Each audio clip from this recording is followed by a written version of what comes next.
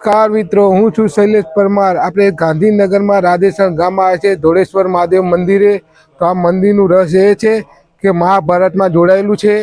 તો આપણે ધોળેશ્વર મહાદેવના દર્શન કરી અને તમને દર્શન કરાવું। તો ચાલો। નમામિ શમિશાન નિર્વાણ રૂપમ વિભુમ વ્યાપકમ બ્રહ્મ વેદ સ્વરૂપમ નિજં નિર્ગુણં નિર્વિકલ્પમ નિરીહમ ચિદાકાશમાકાશ। આ મંદિર બનાવવાનું મેન કારણ એ છે કે મહાભારત વખતે ગાય હતી જે એક જ જગ્યા પર દૂધ આપતી હતી વારંવાર, અને એ જગ્યા પર ખોદકામ કરવાથી ત્યાં શિવલિંગ નીકળાયું।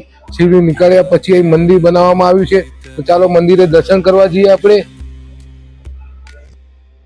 करालो महाकाल कालं कृपालं गुनागार संसार તો મંદિરની કોતરણી તમે જુઓ, દર્શન બી તમે કરી લો। કે ફોટો પાડો, વિડીયો ઉતારવા અલાઉડ નહીં એમ કહેવામાં આવે।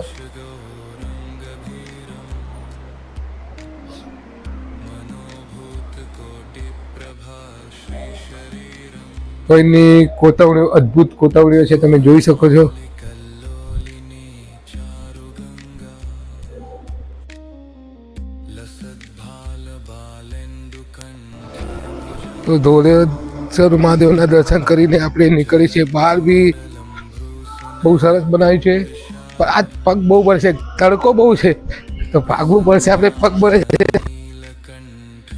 આ મંદિર સાબરમતી નજીકમાં આવેલું છે, અને જે મોટા મોટા સંતો હતા તેની સમાધિઓ તમે જોઈ શકો તો આ બધી એમની સમાધિઓ છે।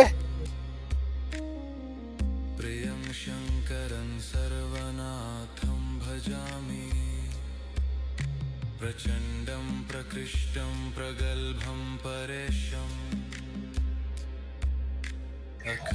તો આ ધોળેશ્વર મહાદેવનું દર્શન કરી ચૂક્યા છે આપણે, પણ જોઈ શકો સાબરમતી નદી છે આખી,